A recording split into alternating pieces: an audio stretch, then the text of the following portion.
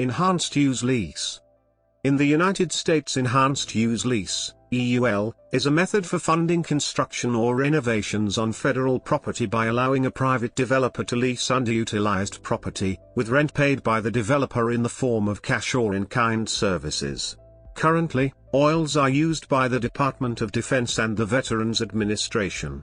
Temporary authority has also been granted to the General Services Agency and the National Aeronatics and Space Administration. EUL authority is derived from Congress and is specific to each agency, for example 10 U.S.C. 2667 for the DoD.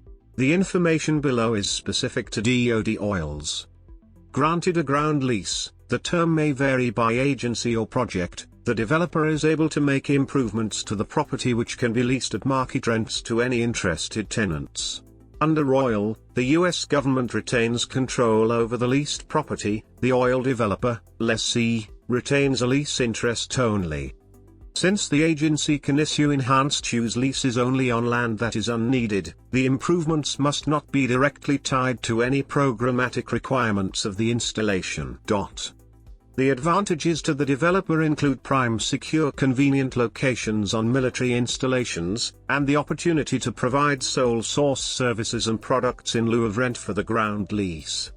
The advantages to the federal agency include the possibility of fast-tracking alterations, repairs or new construction so that the improved space becomes available for lease.